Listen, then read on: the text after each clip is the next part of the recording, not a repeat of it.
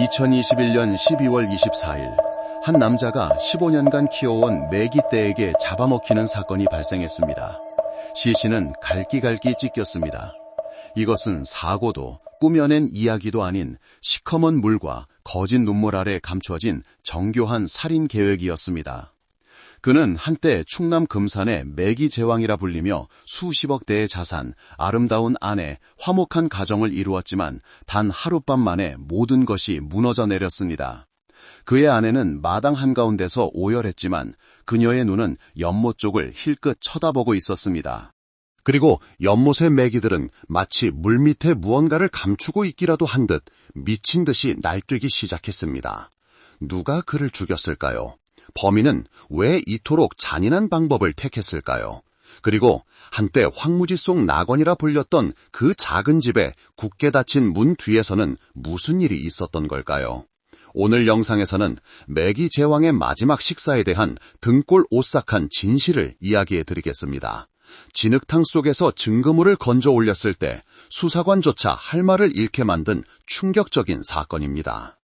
이 이야기가 우리 사회의 경각심을 일깨울 만한 가치가 있다고 생각하신다면 좋아요와 공유로 널리 알려주시고 최후의 심판 채널을 구독하여 평온해 보이는 가정집 뒤에 숨겨진 소름 끼치는 비밀들을 놓치지 마세요.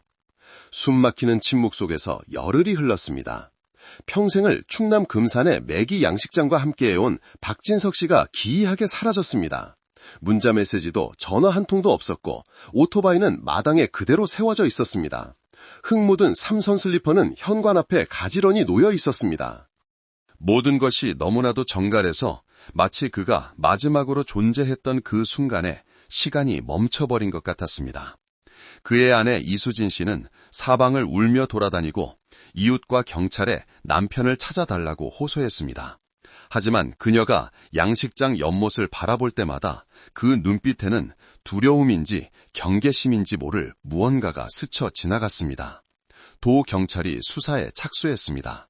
냉철한 카리스마와 완벽한 연기까지 꿰뚫어보는 능력으로 유명한 최민준 총경이 직접 수사를 지휘했습니다. 그는 첫 순간부터 누구에게도 서둘러 묻지 않고 희뿌연 거품 뒤에서 메기떼가 성난 듯 몸부림치는 고요한 연못 앞에 조용히 서 있을 뿐이었습니다. 뭔가 이상해 그가 나지막에 말했습니다. 여러 가설이 제기되었습니다. 어떤 이들은 박 씨가 사업상 경쟁자에게 해를 입었다고 주장했습니다. 그가 이전에 생선 중개상과 다툰 적이 있었기 때문입니다. 하지만 그 중개상에게는 명확한 알리바이가 있었습니다.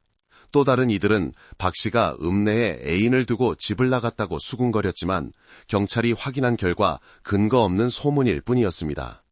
오직 한 사람만이 모든 의심에서 벗어나 있었습니다. 바로 이수진 씨였습니다. 그녀는 절망에 빠진 아내의 모습으로 곳곳에 나타나 눌컸고 심지어 무당을 불러 임시 재단까지 차렸습니다. 모두가 그녀를 동정했지만 최 총경만은 예외였습니다. 과도한 울음은 때로 또 다른 두려움을 감추기 위한 것일 수 있습니다. 그는 말했습니다. 직업적 직감으로 최 총경은 주변 지역의 CCTV를 다시 확인하고 통화 기록을 조회하도록 지시했습니다. 그리고 즉시 그의 눈을 멈추게 한 이상한 점이 발견되었습니다. 남편이 실종된 열흘 동안 이수진 씨는 남편에게 단 3통의 전화를 걸었지만 낯선 번호로는 주로 한밤중에 20통 가까이 전화를 걸었다는 점입니다. 동시에 최 총경은 또 다른 기이한 점을 발견했습니다. 그토록 고통스러워하면서도 이수진 씨는 박 씨가 매일 이른 아침마다 나가 서 있곤 했던 양식장 연못을 확인해보자는 제안을 단 한 번도 먼저 꺼내지 않았습니다. 연못은 여전히 고요했고 비린내도 피도 비명도 없었지만 마치 거대한 무언가를 묻고 있는 것처럼 부자연스럽게 조용했습니다. 실종 사건의 범인은 보통 외부인이 아닙니다. 그들은 바로 집안에 있고 같은 침대에서 자고 같은 밥상에서 밥을 먹으며 피해자의 사소한 습관까지 모두 꿰뚫고 있습니다. 그들에게는 최첨단 무기가 필요 없습니다. 바로 그 이해와 친밀함을 이용해 조종하고 은폐합니다. 그들은 가장 그럴듯한 이야기를 만들어내는 법을 알고 가장 설득력 있는 눈물로 우는 법을 알며 외부인이 쉽게 진실이라고 믿게 만드는 연극을 창조해냅니다. 그것이 바로 최 총경이 눈에 보이는 것, 특히 눈물을 믿지 않는 이유였습니다. 수많은 비극을 목격해온 사람으로서 그는 가장 무서운 것이 범죄 그 자체가 아니라 그것이 믿음과 가족애라는 이름으로 어떻게 감춰지는지를 이해하고 있었기 때문입니다. 눈물과 거짓말의 안개 속에서 보낸 열흘, 진실이 연못 깊은 곳에 숨어버린 듯한 열흘이었습니다. 하지만 그 연못의 물도 결국엔 마를 것이고 묻혀있던 것은 조만간 소리 없는 고발장처럼 스스로 떠오를 운명이었습니다. 박진석 씨가 왜 죽었는지를 이해하려면 먼저 그가 어떻게 살았는지를 알아야 합니다. 이웃들에게는 그는 귀감이었습니다. 맨손으로 시작해 불타는 듯한 금산 땅 한가운데 거대한 매기 제국을 건설한 남자. 사람들은 그를 매기 제왕이라 부르며 그의 성실함에 경의를 표했고 가난한 이들에게 늘 너그러웠던 그를 더욱 존경했습니다. 누구든 도움을 청하러 오면 그는 결코 거절하는 법이 없었습니다. 동네 아이들은 여전히 박 아저씨가 장학금을 주고 고아에게 자전거를 사주었다고 이야기했습니다. 그런 사람이 왜 살해당했을까요? 그리고 무엇보다 25년 이상을 함께 해온 아내의 손에 왜 죽어야만 했을까요? 그 답은 벽에 걸린 표창장에 있지 않았습니다. 그것은 그가 보금자리라 불렀던 집의 닫힌 문 뒤에 있었습니다. 그곳에서 박진석은 영웅이 아니라 자신의 성 안의 폭군이었습니다. 피해자의 남동생의 증언에 따르면 박 씨는 능력은 뛰어났지만 극도로 가부장적이었고 그의 말 한마디는 곧 법이었습니다. 아내는 반박할 수 없었고 자식들은 그저 고개를 숙이고 들을 뿐이었습니다. 형은 자기가 돈을 버니까 모든 걸 결정할 권리가 있다고 생각했어요. 남동생은 천천히 말했습니다. 형수님은 집에서 그림자처럼 살았어요.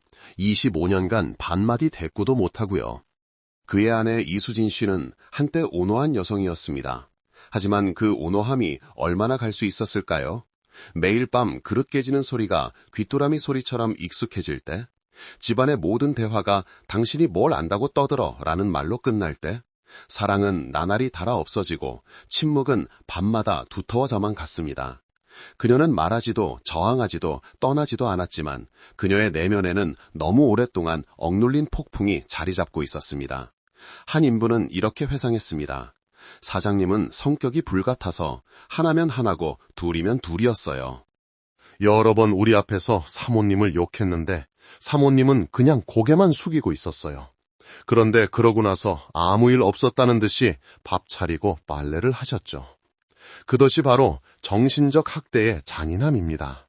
피도 비명도 남기지 않지만 한 인간의 자존감과 감정을 서서히 조용히 죽여갑니다. 마치 돌 위에 떨어지는 물방울처럼 말입니다.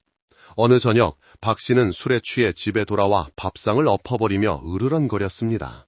내가 돈을 버는데 내가 뭘 못하겠어. 그리고 이수진 씨는 그림자처럼 조용히 몸을 숙여 흩어진 젓가락을 줍고 쏟아진 생선 조각을 닦았습니다. 원망의 말 한마디 없이. 하지만 그녀의 눈빛에는 아마 오래전부터 사랑이 사라져 있었을 겁니다. 박진석은 사회에서는 성공했지만 정작 자신의 가정에서는 실패한 남자의 전형이었습니다.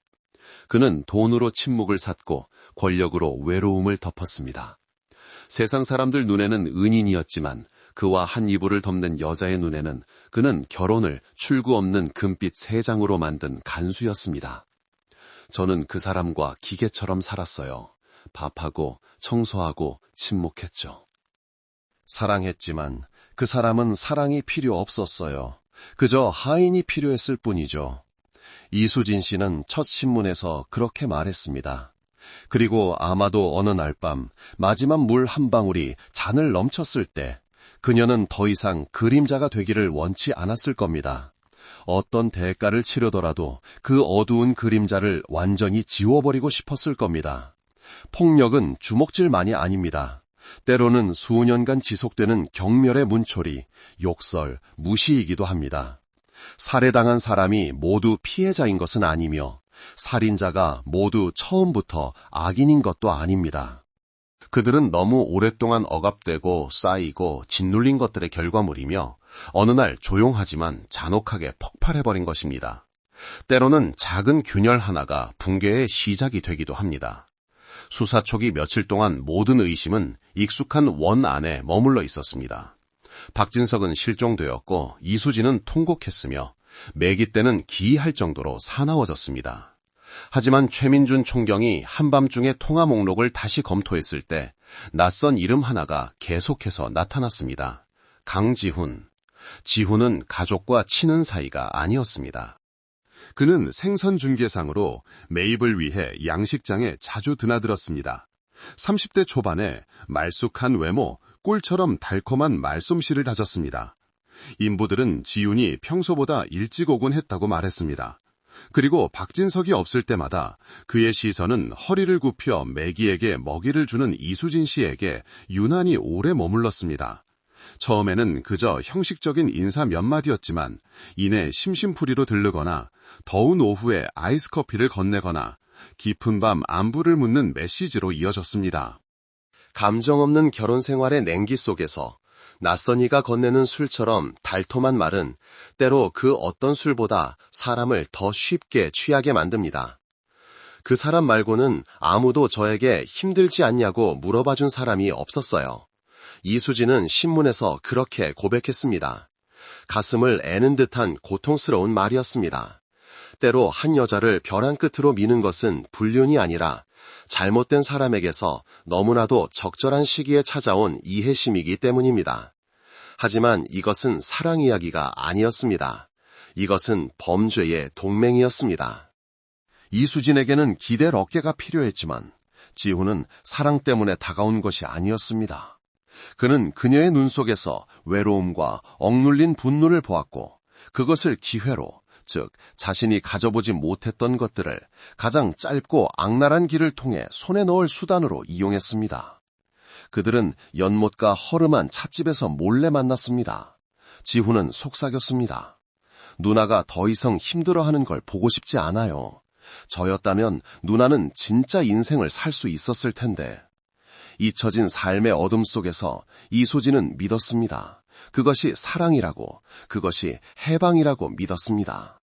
하지만 그녀는 지훈이 그려준 해방이라는 것이 자기 자신이 도구이자 범죄자가 되는 피비린내나는 계획이라는 것을 알지 못했습니다. 수사 기록에는 지훈의 진술 일부가 남아 있습니다. 누나가 더는 못 견디겠다고 했어요. 그 인간이 평생 자기를 괴롭혔다고요. 그 인간만 사라지면 우리 둘에게 미래가 있을 거라고요. 하지만 그 순간에도 그의 눈빛은 흔들렸습니다. 그는 이수진을 사랑하지 않았습니다. 그는 단지 박진석이 남긴 모든 것을 손에 넣을 수 있다는 환상만을 사랑했을 뿐입니다. 가장 마음이 약해진 순간 인간은 가장 쉽게 유혹에 빠집니다. 시기적절한 위로 한마디는 우리를 구원할 수도 혹은 시면으로 밀어넣을 수도 있습니다. 이수진이 전적으로 악했던 것은 아닙니다. 하지만 그녀는 기댈 사람을 잘못 선택했고 자신이 견디고 있는 삶에서 벗어날 방법을 잘못 택했습니다. 그것은 너무 오랫동안 상처받은 사람의 비극이었습니다.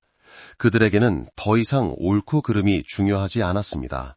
그저 도망칠 길이 필요했을 뿐입니다. 비록 그 길이 피와 죄악으로 뒤덮여 있을지라도 말입니다. 어떤 사건들은 현장 자체가 입을 열기 전까지는 해결 불가능해 보입니다. 수사 열흘 내내 최민준 총경은 침묵을 지켰습니다. 서둘러 결론 내리지도 누구를 비난하지도 않았습니다. 그는 그저 관찰하며 때를 기다렸습니다. 그러던 어느 날 아침 양식장 한가운데의 큰 연못으로 천천히 걸어가던 그는 걸음을 멈추고 고요한 수면을 바라보며 뒤따르던 팀원들에게 단 한마디를 던졌습니다. 이 연못물 전부 빼주시오. 처음에는 모두가 어리둥절했습니다. 연못은 깊고 넓이가 수천 제곱미터에 달했고 물은 혼탁했으며 메기는 수천 마리나 있었습니다. 물을 빼는 것은 하루아침에 될 일이 아니었습니다. 하지만 최 총경의 눈빛에는 의심의 여지가 없었습니다. 그것은 더 이상 직감이 아니었습니다. 가장 평온해 보이는 바로 저 아래에 진실이 있다는 확신이었습니다. 대용량 펌프 2대가 동원되었고 굉음이 양식장 전체에 울려 퍼졌습니다. 호기심에 찬 주민들이 구경하러 몰려들었고 이수진은 집 현관에 못 박힌 듯 서 있었습니다. 그녀의 얼굴은 새하얗게 질려 있었고 두 손은 굳게 맞잡은 채 바람 부는 문처럼 미세하게 떨리고 있었습니다. 시간이 흐를수록 물은 조금씩 빠져나갔고 비릿한 냄새가 진동하는 질척한 진흙바닥이 드러났습니다. 매기떼는 죄의 기억에 잠에서 깨어난 듯 미친 듯이 몸부림쳤습니다. 그리고 마침내 연못 바닥이 자박자박해졌을 때 한 경찰관 쪽에서 외침이 터져나왔습니다. 발밑에 딱딱한 게 있습니다. 모두가 달려들었습니다. 무거운 물체가 진흙 속에서 끌어올려졌습니다. 이끼와 진흙으로 뒤덮인 검붉은 쇠망치였습니다. 양식장 인부들이 그물 기둥을 박을 때 쓰던 익숙한 망치였습니다. 하지만 이제 그것은 나무 자루에 엉겨붙은 마른 핏자국을 품은 채 어느 끔찍했던 밤에 대해 조용히 증언하고 있었습니다. 이어서 그들은 박진석이 평소 즐겨 입던 스타일의 푸른색 체크무늬 천조각을 발견했습니다. 그리고 마지막으로 진흙과 죽은 물고기 사체 사이에 흩어진 몇 개의 하얀 뼈 조각들이었습니다. 한때 금산 땅의 매기 제왕이었던 한 인간의 남은 흔적은 이제 물마른 연못 바닥에 뒤섞여 있었습니다. 목소리도 눈빛도 없었지만 그 어떤 증언보다도 강력하게 고발하고 있었습니다. 법의학 전문가가 현장으로 초빙되었습니다. 검사 후 그는 망치의 핏자국에서 나온 DNA 샘플이 박진석의 DNA와 일치한다고 확인했습니다. 뼈의 구조 또한 일치했으며 시신은 수중 환경과 수생 생물의 영향으로 심하게 부패했다고 덧붙였습니다. 직설적으로 말해 매기떼가 연조직 대부분을 뜯어먹었다는 것이었습니다. 그 말에 수사팀 전체가 할 말을 잃었습니다. 이수진은 울지 않았습니다. 그녀는 그저 무거운 짐을 내겨놓은 듯 조용히 서 있을 뿐이었습니다. 하지만 그녀의 그 평온함이야말로 모두를 소름 돋게 만드는 것이었습니다. 모든 범죄에서 범인은 땅 위의 흔적을 지울 수 있을지 몰라도 자연은 거짓말을 하지 못합니다. 물은 핏자국을 씻어낼 수 있고 물고기는 시신을 훼손할 수 있습니다. 하지만 부자연스러운 것은 언제나 증인이 되어 돌아옵니다. 박진석은 평생을 매기떼와 함께 살며 보물처럼 키우고 보살폈습니다. 하지만 마지막 순간 그는 자신이 키운 그것들에게 남은 음식처럼 처리되었습니다. 소름 끼치도록 고통스럽고 아이러니한 비극이었습니다. 최 총경은 말했습니다. 망치가 입을 연 것도 뼈 조각이 말한 것도 아니요. 사람 마음속의 불합리함이 모든 것을 물밑에서 끌어올린 것이지. 그리고 아마도 사람들을 가장 섬뜩하게 만든 것은 죽음 그 자체가 아니라 그것이 마치 아무 일도 없었던 것처럼 은폐된 방식이었을 겁니다. 연못의 물이 마르고 반박할 수 없는 증거가 발견된 후 수사기관은 두 용의자 이수진과 강지훈을 분리 신문했습니다. 두 개의 신문실, 두 개의 상반된 상태. 한쪽에서는 젊은 남자가 식은땀을 비오듯 흘리며 의자에 불안하게 앉아 있었고, 다른 한쪽에서는 중년 여성이 허리를 꼿꼿이 세우고 메마른 눈으로 손으로는 조용히 염주를 만지작거리며 입술을 굳게 다물고 있었지만 전혀 떨지 않았습니다. 강지훈의 방어선이 먼저 무너졌습니다. 그는 빠르게 많이 더듬거리며 두려움과 후회 그리고 그 누나가 먼저 시작했어요. 저는 그냥 숨기는 걸 도와줬을 뿐이에요. 무서웠지만 그때는 말릴 용기가 없었어요. 라는 변명 속에서 자백했습니다. 그 자백 내용이 옆방으로 전달되었을 때 최민준 총경은 아무 말도 하지 않았습니다. 그는 그저 쇠망치를 책상 위에 올려놓았을 뿐입니다. 연못 바닥에서 발견된 진흙과 굳어버린 피로 얼룩진 그것. 작은 방 안에 쿵 하는 둔탁한 소리가 울리며 공기가 얼어붙는 듯 했습니다. 그는 이수진의 눈을 똑바로 쳐다보며 차분하게 물었습니다. 이 물건 기억하십니까? 이수진은 망치를 힐끗 보더니 긴 한숨을 내쉬고는 고개를 들어 대답했습니다. 네, 제가 그 사람을 죽였어요. 그 말은 소리치지도 몸부림치지도 않은 채 가볍게 나왔지만 듣는 이를 그 냉담할 정도의 태어남에 할 말을 잃게 만들었습니다. 그리고 그녀는 그날 밤에 대해 이야기하기 시작했습니다. 박진석이 술에 취해 집에 돌아와 당신은 그냥 빌어맞고 사는 기생충이야. 내가 없으면 믿음으로 살 거냐? 라고 소리쳤던 순간에 대해 그녀는 침묵했습니다. 울지도 대꾸하지도 않았습니다. 그날 밤 그녀는 닭장문을 막기 위해 집 뒤로 가 망치를 들었습니다. 하지만 돌아와 보니 남편이 식탁 옆에서 고꾸라져 자고 있었습니다. 그녀의 인생을 침묵과 인내의 연속으로 만든 그 남자. 그녀 안에 무언가가 산산조각 났습니다. 손이 떨리지 않았어요. 이게 끝낼 수 있는 유일한 방법이라고만 생각했어요. 그리고 그녀는 최총경을 똑바로 쳐다보며 말했습니다. 후회하지 않아요. 그 말은 오만함이 아니라 상처의 극단이었습니다. 너무 오랫동안 너무 깊이 고통받아 더 이상 결과를 두려워하지 않게 된 한 여인. 그녀에게 남편의 죽음은 범죄가 아니라 짓밟혔던 세월에 대한 뒤틀린 공정함의 회복이었습니다. 가장 무서운 것은 분노 속에서 일어나는 범죄가 아니라 사람이 더 이상 분노하지도 사랑하지도 두려워하지도 않게 되었을 때 그것을 필연적인 일부로 받아들이고 저지르는 범죄입니다. 인내가 길어지면 그것은 선한 사람을 악인으로, 현모양처를 살인범으로 만들고 눈물을 무기로, 태어남을 악의 갑옷으로 만듭니다. 이수진은 책상을 치거나 소리치며 남 탓을 하지 않았습니다. 그녀는 그저 한숨을 쉬며 말했습니다. 저는 20년을 그림자처럼 살았어요. 평생 단 한 번 제가 선택한 일을 감히 했는데 악마라고 불리네요.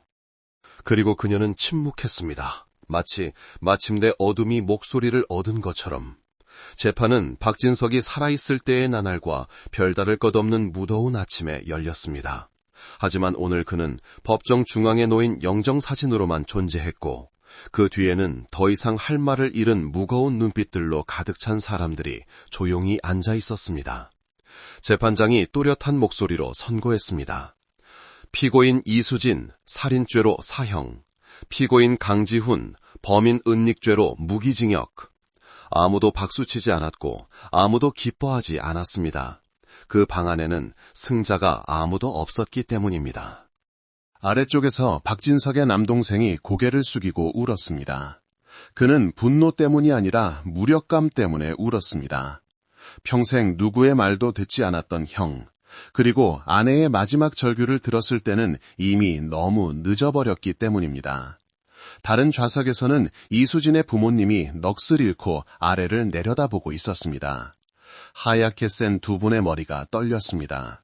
그들은 감히 소리내어 울지 못했습니다. 그들의 눈물은 이제 다른 사람들의 마음을 더욱 아프게 할 뿐이었기 때문입니다. 그리고 더 먼 곳에는 지훈의 어머니가 있었습니다. 이름 없는 사랑, 돌이킬 수 없는 실수 때문에 아들이 무기징역을 선고받는 것을 듣고 그 자리에서 실신한 늙은 여인이었습니다. 죄를 지은 사람은 셋이지만 그들 뒤에는 새 가정이 무너지고 새 세대가 망가졌으며 하나의 공동체가 비극의 여파를 짊어져야 했습니다. 그들은 살인하지 않았지만 선고되지 않은 조용한 판결처럼 지울 수 없는 고통을 안고 평생을 살아가야 할 것입니다. 정의는 늘 찾아오지만 그것이 왔을 때 치유하는 것이 아니라 단지 일련의 잘못들의 마지막 문을 닫을 뿐입니다. 그리고 법정에서 드러난 진실은 사람들의 마음을 가볍게 하는 것이 아니라 모든 일이 일어나지 않을 수도 있었다는 것을 깨닫게 하며 더욱 씁쓸하게 만들었습니다. 한 사람이 인내할 줄 알았다면, 한 사람이 귀 기울일 줄 알았다면, 가정 내 사건에서는 승자가 없습니다. 오직 고아가 된 아이들, 자식을 떠나보내는 백발의 부모, 그리고 남은 평생 이어질 긴 한숨만이 있을 뿐입니다. 재판이 끝난 날 금산의 매기 양식장은 처음에 고요함으로 돌아갔습니다. 예전의 연못에는 다시 물이 채워졌지만 아무도 감히 물고기를 풀지 않았습니다. 연못은 여전히 그 자리에 불타는 햇살 아래 들판 한가운데 덩그러니 고요하게 있었습니다. 하지만 모든 것을 목격한 사람들에게는 저 물 밑에는 진흙과 물고기 사체뿐만 아니라 말없는 비극 전체가 잠겨 있다는 것을 알고 있었습니다. 사람들은 여전히 그곳을 지나가다 잠시 멈춰서서 몇 분간 침묵하다가 떠나곤 합니다. 호기심 때문이 아니라 두려움 때문입니다. 돌처럼 굳어버린 고통에 닿았기 때문입니다. 박진석의 죽음, 이수진의 추락, 그리고 강지훈의 수렁은 단지 개인의 잘못이 아니라 수년 동안 지속된 억압과 무관심, 그리고 이해 부족이 낳은 결과물이었기 때문입니다. 만약 박진석이 아내의 말을 한 번이라도 들어주었더라면, 만약 이수진이 복수 대신 떠났더라면, 만약 지훈이 너무 멀리 가기 전에 멈추었더라면, 모든 것이 만약일 뿐 인생에는 되감기 버튼이 없습니다. 폭력은 주먹에서만 오는 것이 아니라 경멸과 침묵 그리고 영혼을 상처 입히는 말들에서도 옵니다. 반항하지 않고 울지 않고 반응하지 않는 사람이 그것을 받아들이고 있다는 의미는 아닙니다. 그들은 아마도 가장 잔인한 방식으로 스스로를 해당시킬 순간을 손꼽아 기다리고 있을지도 모릅니다. 인내는 평화를 만들지 않습니다. 그저 사람의 마음속에 조용히 악마를 키울 뿐입니다. 그리고 만약 당신 주변에 누군가 조용히 껍질 속으로 들어가고 억지 웃음을 지으며 그림자처럼 살고 있다면 부디 외면하지 마십시오.